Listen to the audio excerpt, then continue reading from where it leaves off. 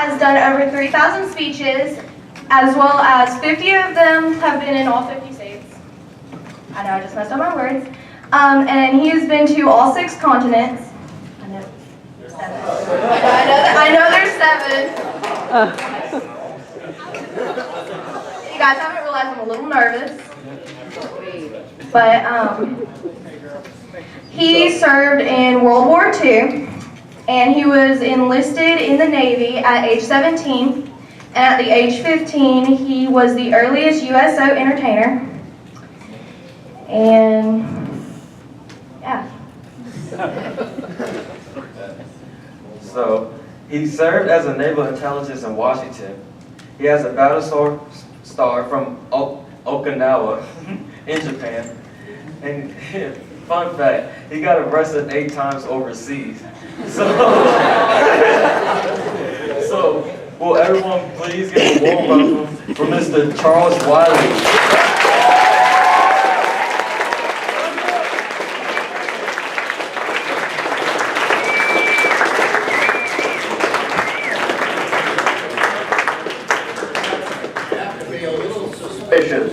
Of a crowd that applauds because somebody was arrested 8 times.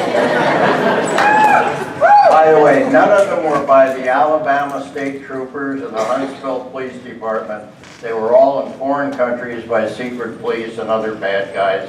So I never was arrested over here.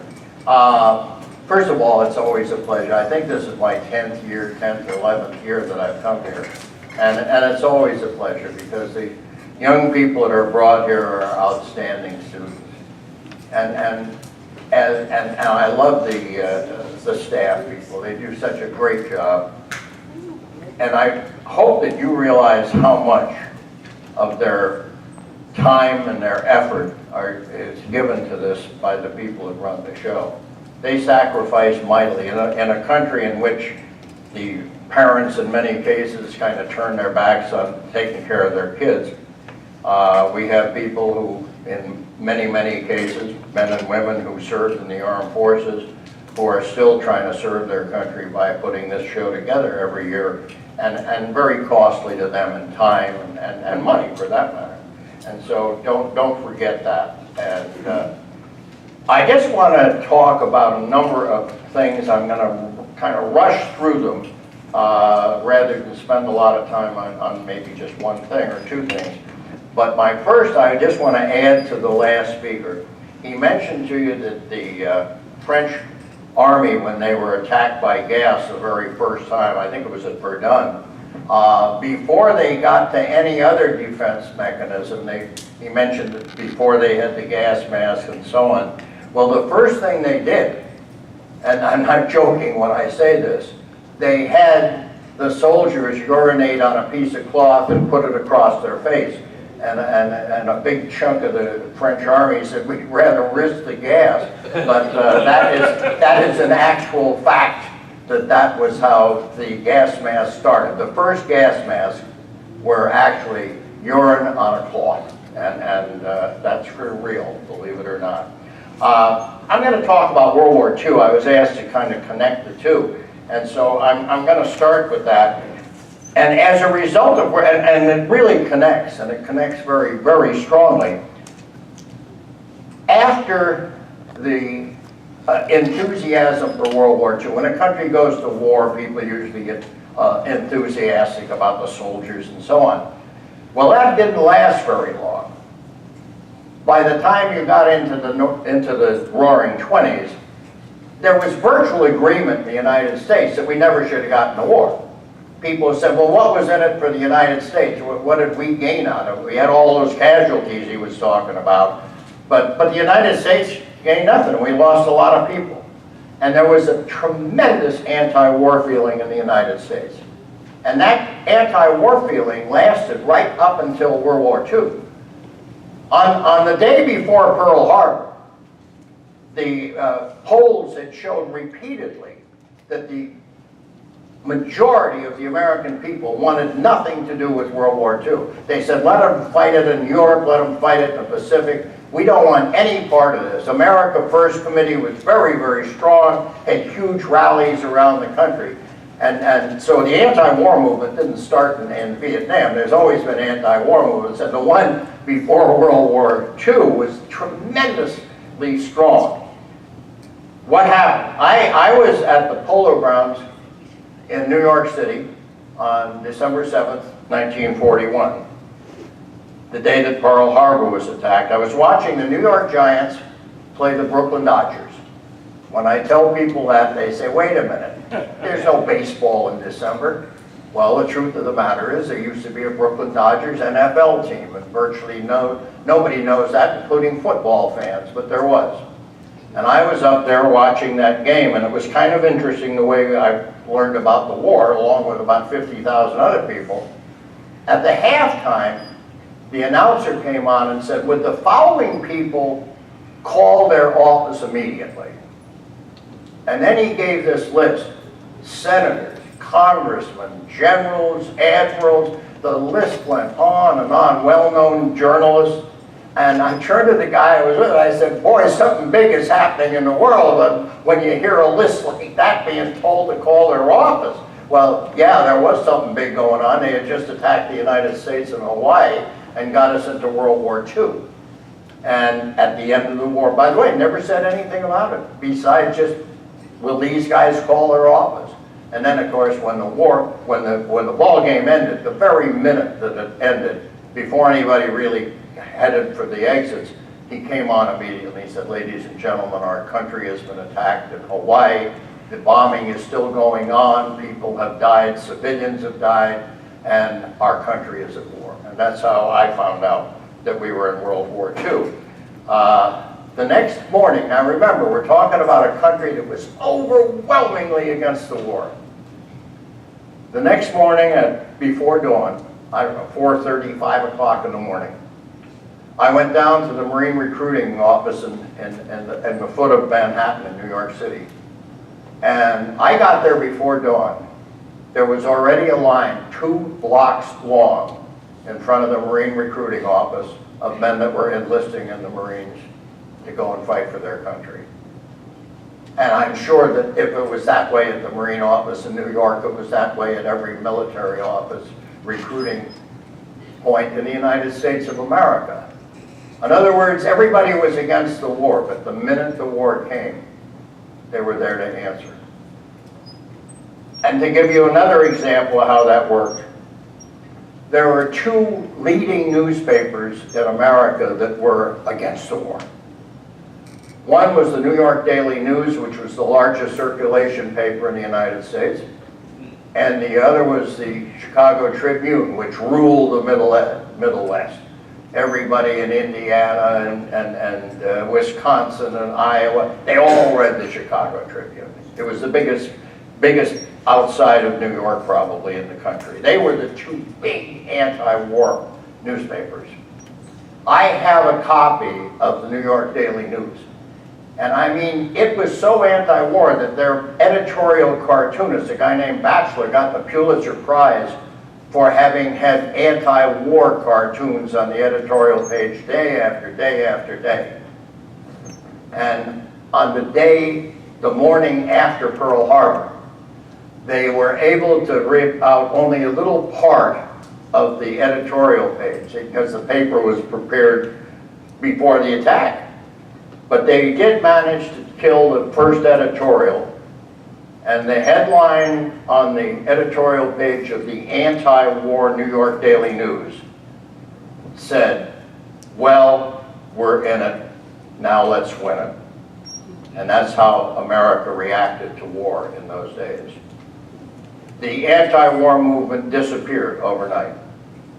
America First Committee, which had offices all over the country, closed offices within hours. And within 4 days, the entire organization had been disbanded. And that's how this country reacted when we went to war. And it was so different than it has been since then. And it was a different country with different concepts and different beliefs. I was very fortunate in that I was able to see a big chunk of it. I was turned down for the Marines because they wanted a birth certificate, And of course, I was only 15, and they weren't about to take me in at age 15, and I didn't have a birth certificate that said I was older. And so that was the end of my Marine career. But I was an actor. I had been in show business for many years. Before that, I was a child actor on Broadway. And so because of that, I was able to go to work for the USO. I'm one of the first USO entertainers. I met Bob Hope some years ago, and we spent a big part of an evening one-on-one talking about things in the past. And he beat me into the USO by a few months, but not many. And so I'm you know, at my age, of course, and the fact that I was only 15, I don't know how many USO entertainers there are from the beginning of World War II, not very many. But what that gave me was an incredible opportunity. Because I started in New York City, and we went across the country. I ended up, for almost a year, going from base to base to base. We'd spend 3 days here, 2 days here, 1 day here, and literally from the Atlantic Ocean to the Pacific, and from the Canadian border down to the Mexican border. I was just going out, and what I saw was America mobilizing. Here was a country that had nothing going militarily.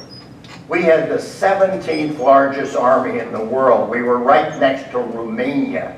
Romania had a bigger army than we did. And here we are, we're in the middle of World War II. And you had to go. We went from nothing to everything. We went from almost a meaningless military power at the beginning to the strongest military power that ever existed.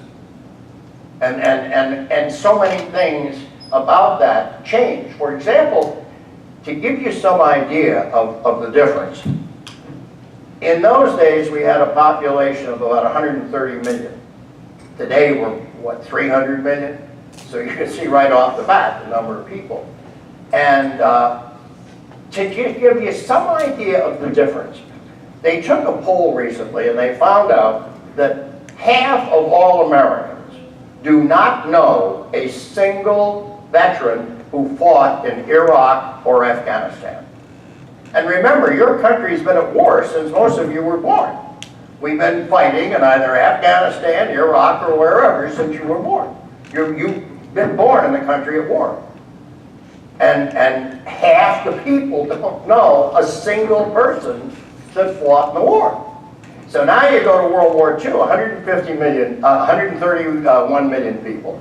Well, if you half men, half women, more or less, there were about 20 million men of military age, between the ages of 18 and 43 or 4, something like that. In other words, the people that are normally considered to be drafted and so on. We had about 20 million males. During World War II, over 16 million served in the armed forces. Over 16, that's over 80% of all the young men in America served in uniform during World War II. Now, you couldn't find a soul in America that didn't know people that were in the service. You couldn't find anybody that didn't know a half a dozen family members that were in the service. Everybody was in the service. The country was at war. We were at war 24/7. Everything that you did had to do with the war. I can tell you, because I was in so many of these cities, that the cities turned into 24/7 cities. And what I mean by that is, you went into a town and they were making automobiles, Detroit, places like that. They were making automobiles or something like that. And then overnight, they didn't make another automobile. There were no automobiles made during World War II, none. Except military cars. Within days, they had switched from building cars to building airplanes to building tanks to building army trucks. What we needed, suddenly it was all changed. And so we had these young men coming off the farms, coming out of the cities, wherever. And overnight, we were turning them into soldiers.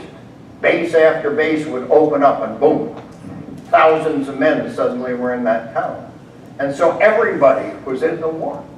And when I say 24/7, because of the speed in which we were doing it, our factories, almost all of them, went on 24-hour basis. There was no, you didn't come to work in the morning and get out at the end of the afternoon, like normal. You had 3 shifts a day. You worked from 8 in the morning until 4 in the afternoon. Then you could be on the shift from 4 in the afternoon till midnight, or you could be on the midnight shift to 8 in the morning. And that included very often Saturday and Sunday. And that almost always included overtime. So somebody would come to work at 4 o'clock in the afternoon and his shift would be up at 12, and they said, listen, we got to get this stuff out. We want everybody to work 2 hours over. So people would get out of work at 2 o'clock in the morning. Well, they didn't want to just go home and go to bed. They wanted to go out and eat. They wanted to go to a movie. So you could go to cities all over the country at 2, 3 in the morning and you could find whatever you wanted. You want to go to the movies? There'd be theaters open. There would be places to eat, whatever it was. This country was just around the clock, war, war, war. That's all we talked about. If you went to school, there'd be maps up on the walls with pins showing where the units were fighting and where the front lines were. My history teacher, I remember one of them said that we were to read the New York Times every day and be prepared to come and talk about what was going on in the war. As a result, by the way, I have a scrapbook in which I have 1 clipping, and my mom helped out while I was overseas. I have a whole pile of scrapbooks with 1 clipping on every front, on every day during World War II. And it's thanks to that teacher, and this now may even have some value to it. But that's what we were. We were a country at war. Everybody was at war. What we talked about was war. I was your age, basically. And I belonged to a gang in New York, not like the gangs today. We were a different breed of cat. We had a baseball team, we had a football team, and we hung out. But we never went out beating people up. We sure as hell never went out and shot people. And we were tough. We were really tough. And the reason was we didn't carry weapons. And we didn't mark our territory. We had too much respect for our families to turn our neighborhoods into crappy places by putting graffiti all over the place. And we never picked on anybody. We never carried weapons because we didn't have need for them. And that meant that if you weren't going to pick on people and you weren't going to have a weapon, that means you better be able to fight with your fist, because the only people you ever fought were people that also wanted to fight. And that made us tougher. I mean, we could have 3 of these punks for breakfast that they have out there today, I can tell you that. And by the way, don't misunderstand one thing. There was a big, big difference other than that. And that is, 1, we respected our women. If anybody ever called any girl in my neighborhood a hoe or a bitch or something like that, they wouldn't walk off the corner. I guarantee you they wouldn't make it home. We did not allow that kind of stuff to happen. And by the way, the fact that we didn't carry weapons doesn't mean we weren't capable of carrying weapons. When they gave us a good reason to carry weapons, we all went in the service, and we did a pretty good job of taking on the 2 strongest powers that ever existed. And we also knew how to draw symbols. We put our mark. We put red, white, and blue flags on every piece of territory in the world that was of any value. And so, you know, we were really good gang members. And our gang, our guys, what were we, 15, 16, up to 17. 17, everybody started joining the service. But before that, the whole gang was intact. And we talked about the war. That's what we talked about. Anybody in my gang could have told you the name of every fighter plane that the British had, that the Germans had, that the Soviet Union had, certainly what we had. They could tell you the name of the plane, they could tell you the speed of the plane, they could tell you how much armament it had, they could tell you what its range was, they could give you the names of the generals of every country in the world, basically. They all were keeping track of what was happening in the war. It was just such a different world with people with just different interests. And there were just so many things. You never were away from the war. The ads had to do with the war. I mean, everything that you could think of. The radio, the shows on the radio, the music. The songs were about the war. The songs usually were about some guy is leaving his girlfriend and he's heading out to fight a war.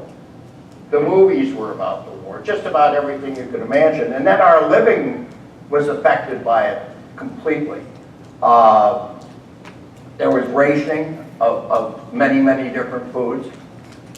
Gasoline, I think you got 3 gallons a week. In those days, you didn't get much mileage, so that didn't get you very far. And the government told you, don't use your car. Do not take vacations in your car. Don't go anywhere in your car that you don't have to go. And it was illegal to have more than 5 tires.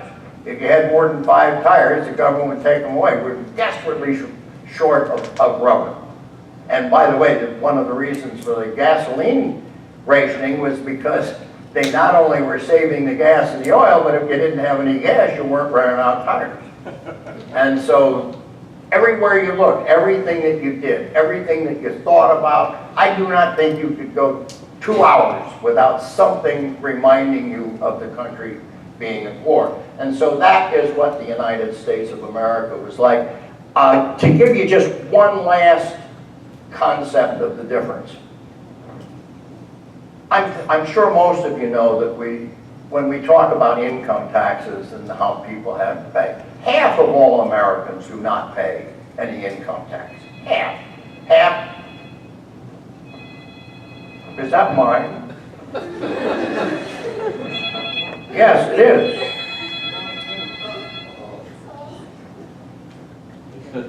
That did it.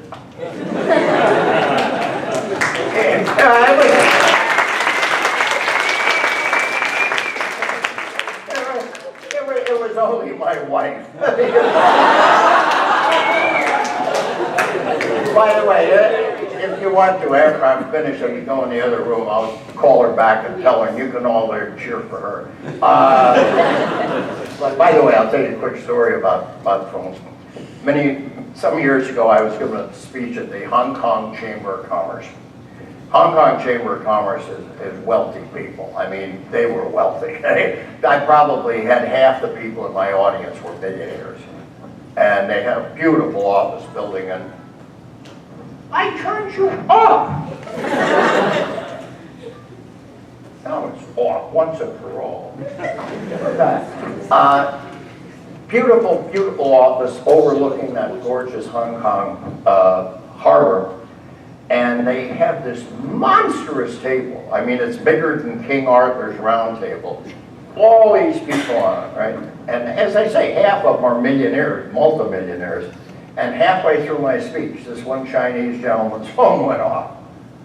And this guy, probably a millionaire, he started banging on the phone trying to get it to stop. And you know, Chinese people more than Americans are very, very unhappy when they do something like that. Americans are a little bit more easy about it. Chinese person usually feels pretty badly about interrupting with something like that. Not like me, who I don't care. But this guy is banging on his phone, and he couldn't get it to stop. He finally dropped to the floor, out of his seat, got on the floor, and eventually crawled under the table, trying to keep from being too interruptive with his phone call, and of course it didn't work. But it did give me a great lesson, because after that, I don't care if all the phones in the room ring.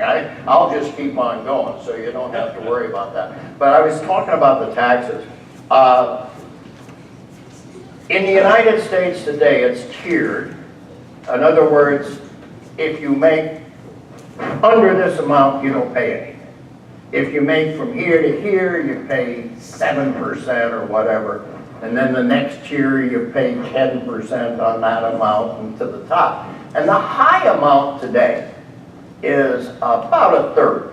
If you make over this much, if you make all kinds of money, it's pretty high. But I think it's like 400,000 or something.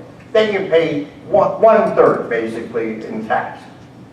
During World War II, the top bracket was 94%. If you made money past this, if you made $1,000 more the government kept 940 bucks. If you made 100, the government kept 94, you got 6. That is the difference between today. When a country goes to war, that's what happens. The taxes go through the roof. You can't believe how high they went. By the way, that was when they started taxing the working man. Up until World War II, virtually nobody was paying taxes that was the average working guy. In fact, I remember hearing people in the circle around my family, and they'd be talking about making money. Somebody says, I just hope to God that someday I make enough to pay taxes. Well, they eventually did make enough to pay taxes, and they didn't have to make that much to do it. But anyhow, that gives you some idea of what this country was like during World War II, and that is what followed that magnificent talk by Colonel Kennedy before. I mean, he did such a great job. Now, a lot of you are, well, I guess almost all of you are either a year from going to college, or you're already in college if you're one of the people that is here helping run the show. And so I just want to talk briefly about some of the things that are going on in the colleges. You know, we have this thing when we have these kids that are talking about mini aggression. Somebody says something that somehow is going to make them feel bad. And now they have safe areas where they're not going to have safe spaces, safe areas, whatever they call it. And the idea is that you can go somewhere where you will not hear things that will upset you. Wow. I mean, that is unbelievable to me, that we would be protecting college students from hearing things that would upset them. Now, things were a lot different. In my era,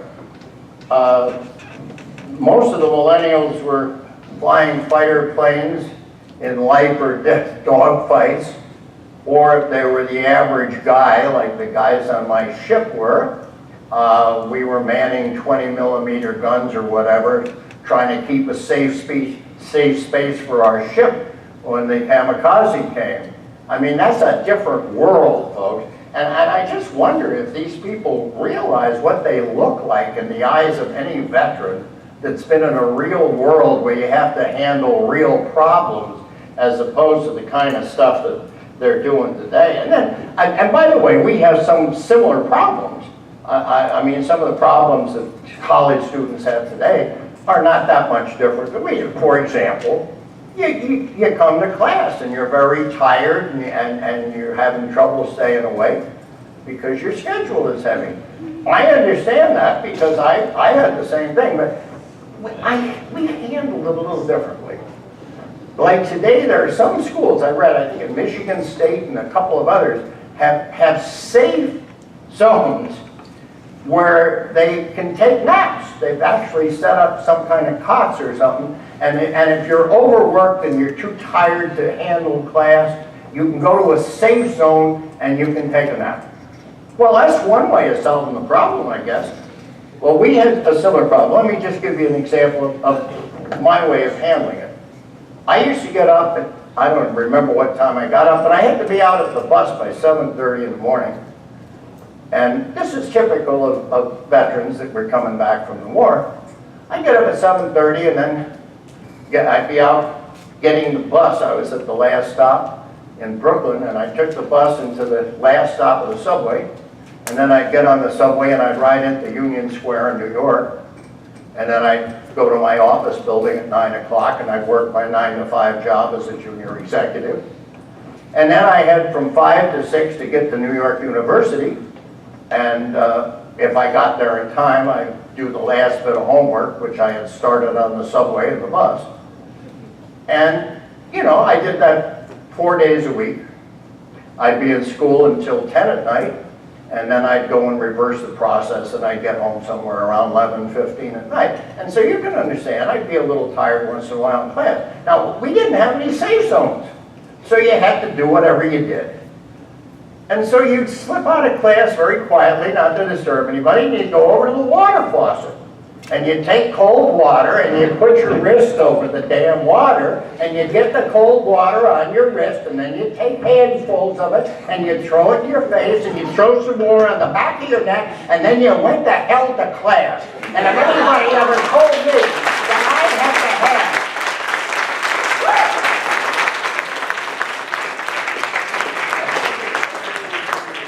See, you're the kids that are going to turn it around. You're the ones that are going to turn, honest to God, go into these schools and tell them that you don't need this kind of babying to get you into life, that you're good enough to handle the world the way it is without being spoiled rotten. It's just so sad. And by the way, I don't even blame the kids because they have been raised in a world in which they taught that that's the way the world is supposed to be.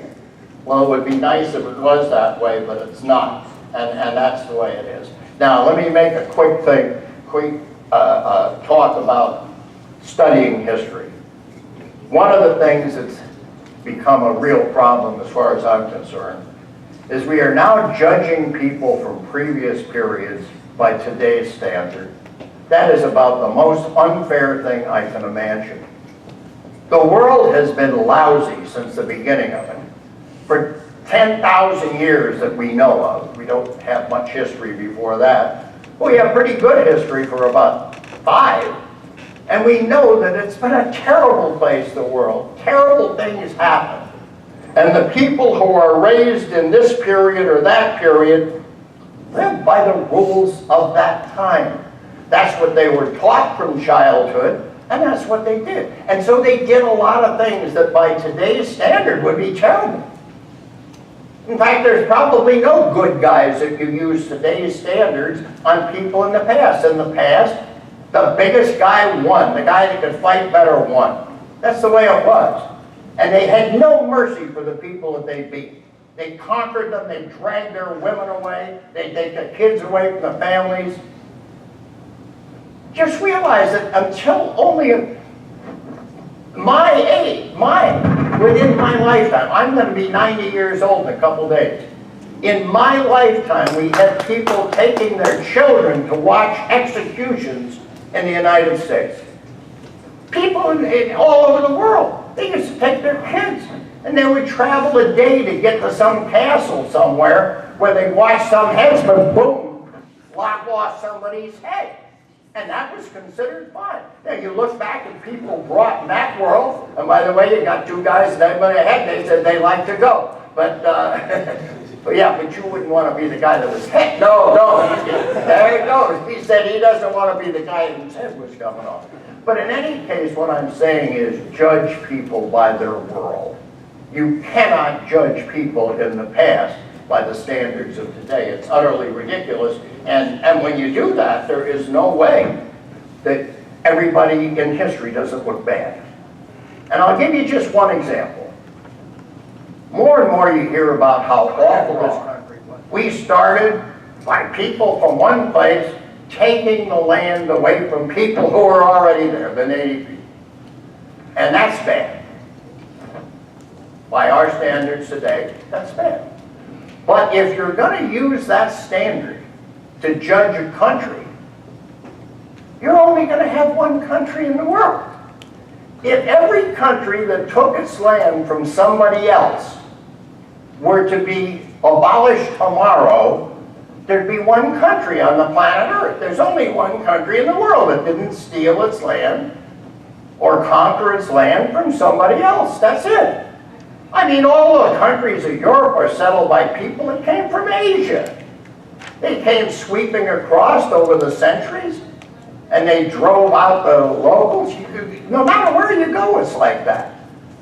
By the way, anybody know what the only country in the world is that didn't take its land from somebody else? Go ahead. You have to say it loud because I'm deaf. Jerry Goss, Excalibur Christian High School. I believe it's Israel. No, my God, Israel's changed hands 10 times between Arabs and Jews and other people, the Romans, kind of, everybody in this right. The only country in the world has been this right country. I'm going to head back for it and make it easy for you. The only country in the world that did not steal its land from somebody else's Iceland.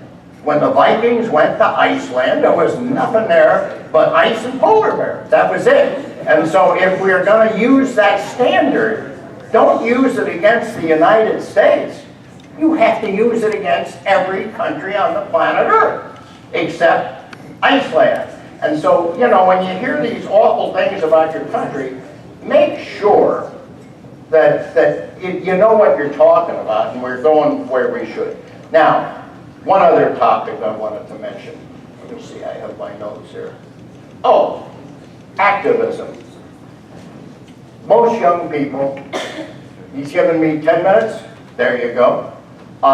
Most young people, and I should say most people, period, want to do good things. They want to become active in good causes. Certainly young people more than others. And there's nothing wrong with that. That's a great idea. I've been an activist my whole life. The cause that you're an activist for is a good cause. I am very fearful when I see some of the causes that especially college students go for. They sometimes seem great, but if you look a little closer, they're not. And there were millions of people in Germany in the early 1930s that thought they were going to become activists to make Germany a greater country. They regretted that for the rest of their lives because they ended up with Adolf Hitler and the Nazis. And the same thing happened in Russia, and it happened in a lot of countries. Make sure before you give your heart and soul to a cause that that is a cause that really, really is good. So you're not going to live to regret the fact that you helped ugly stuff happen. Let me see what I can do. Yeah. One thing that I normally do not do, and this is the first time anybody here has ever heard me talk about this. I don't like preaching, especially to young people, and most young people don't like to have people preach. And so I've avoided that as often as I could. But there is something that happened recently, and I'm going to preach a little bit tonight. My wife checks Facebook from time to time. And recently we had a message on there from a friend of ours that put this up for the world to see. Put her name on it. Did not just put the message up, but put her name. And the headline was, "Last night we lost our son." This is the most difficult post I will ever write, but I am doing it in hopes that one other person might be saved. Our good-looking, very intelligent, and compassionate son once had a nice office, lots of responsibility, a home in Woodbridge, and a home in North Carolina. Today, he is in a cell wishing to die 100 times an hour as he withdraws without medical assistance from heroin. His automobile is seized. He will likely have poor representation from legal aid. He has broken the hearts of everyone who ever loved him, all because of heroin. And that really got me to thinking. It wasn't something I didn't know, but it was something I hadn't given that much thought about. And I'll tell you another thing that made me think more about it. When they took polls in New Hampshire, when they were having the primaries up there, they asked the people of New Hampshire, now we're talking about not big cities here, we're talking about small cities and towns.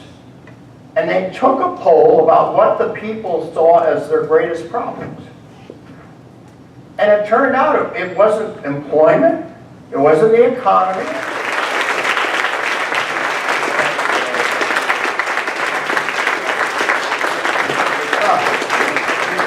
We've got just a few minutes to open the floor for questions, so I'll be bringing this mic around. So if any of you guys have questions, we'll do about 5 questions.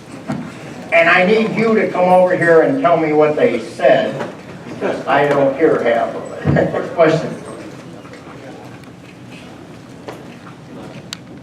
Anthony Conklin, BB High School in Arkansas. This question may not be allowed, so if you don't want to answer it, that's okay.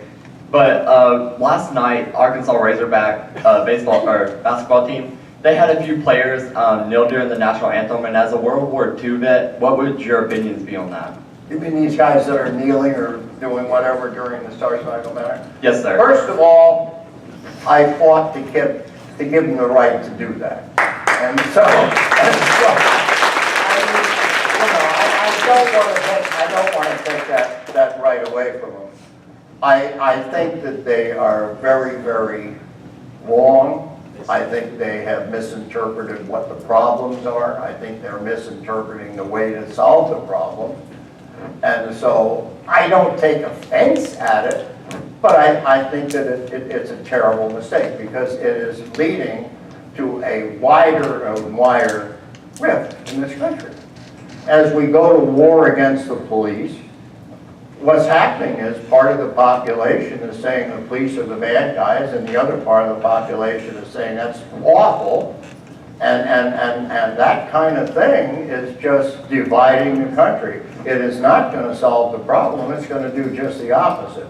But I'm not going to call for any laws to stop them from doing it. If that's what they want to do, I mean, that's what the system is about. By the way, the National Football League is in big trouble because they have lost, I think, about 10% of their audience this year, and they're trying to figure out reasons.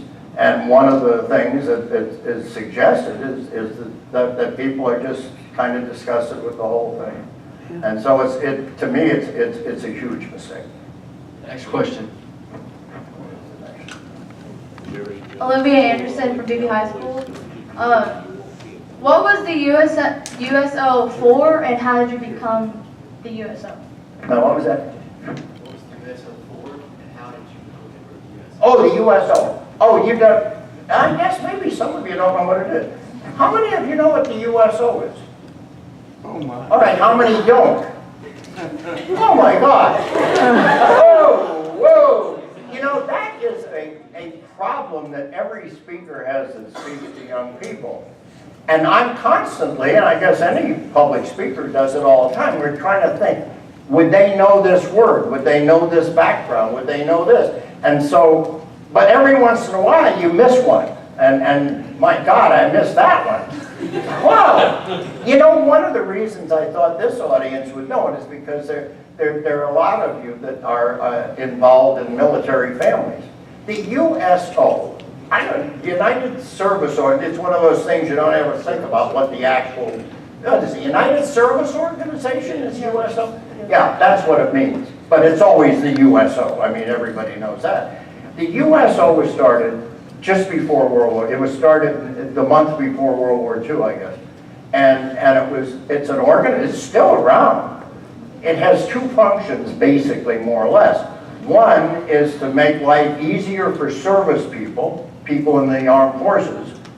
And toward that end, the next time you go to an airport or a big railroad depot or anything like that, you'll see signs all the time that say USO is on the 3rd floor or something like that, because every major airport, every major railroad station has a USO. And a USO, in that sense, is a place where service people can go and they're between planes or between trains, and they can go in and they can have something to eat. They got I don't think they serve drinks, but they give them sodas and snacks, and they got pool tables. And so the whole concept of the USO is to make life easier and to show support for our service people by the civilians. They also have canteens. They used to have one in Hollywood and one in New York, the Hollywood Canteen, where major stars, in those days, they still have it today, but it doesn't have the kind of people. In those days, they used to have major film stars serving cookies and lemonade and waiting on tables and things like that. And there were several movies made, you know, just about that. The other phase of it, that's one phase. The other phase of the USO is USO camp shows. And USO would put together entertainment packages with the top stars in the country. I mean, every major star virtually went somewhere for the USO during World War II. And they would go. The big one was Bob Hope. Bob Hope was known far and near. I mean, he was almost a saint according to military people, because he showed up. He went all over the Pacific Islands, in New York, every battle, you name it, he was there. And so that was the part that I was involved in. I was with USO Entertainment Union. We would go to a base and we'd put on a show.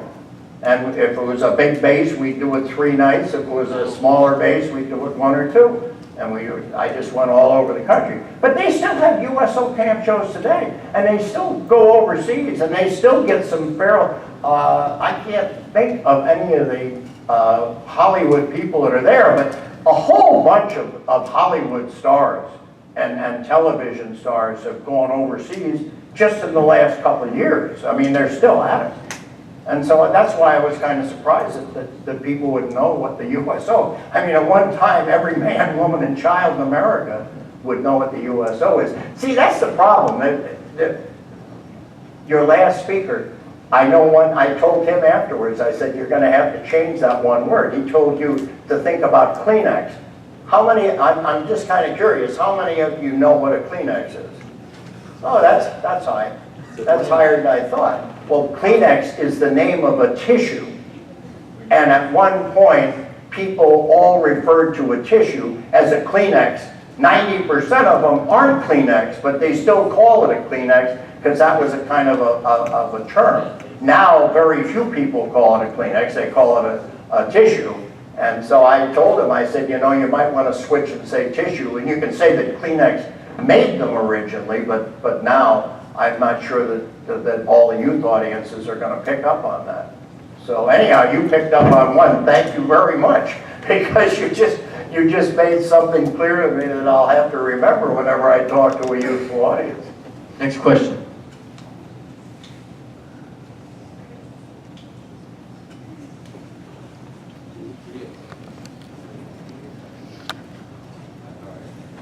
Hello, my name is Mark Williamson. I go to Buckhorn High School. My question is, why did you join the military and what experience have you got from it? Why did you join the military and what experiences did you have? What experiences? Why I joined, and then what? Well, first of all, I didn't. You know, sometimes when people ask me about my military service, I tell them I don't want to deal in opinion. I want to deal in facts. And there's 3 facts about my military service. Nobody could argue with any of them. They're just facts. 1, there were thousands of battles in World War II. That's a fact. There were thousands of battles all over the globe. 2, I only fought in a single battle, the Battle of Okinawa. And fact number 3, after the only battle that I fought in, the enemy surrendered. Those are the facts.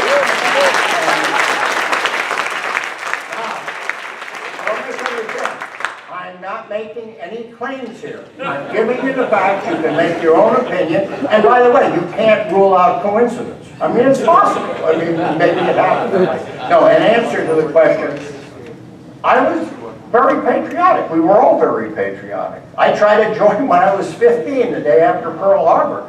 And I was terribly disappointed that they didn't take me. And then I waited. You can't join before you're 17 legally. So I did what I had to do in between. And when I couldn't get in the service, I thought, I'm going to do something to help the war effort. And that's when I got a job with the USO and went out entertaining troops. So I spent more time at bases as an entertainer than I did as a military figure. But anyhow, that was the reason I joined. That's the reason we all joined. In my neighborhood, we probably had 35, 40 guys that were more or less in the gang. They played on the ball teams, or they did this or that, or they just hung out. And I would say there wasn't a single one of them that was drafted. Every single man in my neighborhood gang enlisted. Now, I don't mean they all went down together to enlist. I mean, as we hit age. And then there was a scale of ages. We were, several different age brackets like that. As they hit 17 or 18, one after the other enlisted, rather than wait to be drafted. They enlisted at the early age. And so that's why I joined, and that's why we all did what we did. And my experiences, I really didn't have that big a deal. But real quick, because of my show business background, they sent me from boot camp, and my first assignment was with Naval Intelligence making propaganda movies in Washington. And I used to go to the personnel office every Monday. And I would say, I'm not going to tell my grandchildren that I fought World War II in Washington. Send me somewhere to fight the war. And after I went there for about 3 months, one day I walked in and they said, we're sick of hearing you. Where you want to go, we're going to send you someplace. And so I said, I want to go to the Pacific. That's where the war is. And they said, fine. And I ended up in the Amphibious Corps out in the Pacific. And it was interesting. I never got, well, the guy I replaced had his leg shot off. And I was a replacement on an LST, and he lost his leg, the poor guy. But nobody ever shot directly at me. They never came close enough for me to fire my 20-millimeter gun at them. I still got a star for being there, but I didn't kill any of the enemy. And fortunately, none of them killed me, so that's why I'm here. And I had other experiences. I was on the first ship that touched the ground when we occupied the Sasebo Naval Base, which was a big base of the Japanese Navy. I was one of the first persons that touched, my ship was the first that touched the ground. I was one of the first guys off the ship to touch the ground, personally. I took the natives off of Bikini so we could blow it up. And that's my final thought of the day, but I'm interested in asking you a question. How many of you know, I'm sure you all know what a bikini bathing suit is, how many of you know why it's called a bikini and what is bikini? Where did the word come from? How many of you know, don't answer it, but just tell me with a hand, how many of you know what bikini is all about? Yeah, not very many. Okay, there's your final lesson of the day. Bikini is a little atoll, a little island in the middle of the Pacific Ocean that's as far away as you could find it. We blew off those 2 atom bombs over Japan. We had tested only one before that. We didn't know really what atomic bombs could do. When they blew them off the first day, they had no idea how big it could be, or would we lose control of the train of activity and have it boom. And so the war ended, we needed to know, what do these bombs do? What's their capability? And they wanted to test them in a place that was far away from anything. They found this little island, a handful of people living on it, and they went in and they said, hey, we'll give you a whole lot of money and we'll move you to some other similar island a long ways from here, and we'll move all of you, we'll move all your stuff, everything you have on the island, we'll put it on and we'll take it out, and then we'll blow the place up.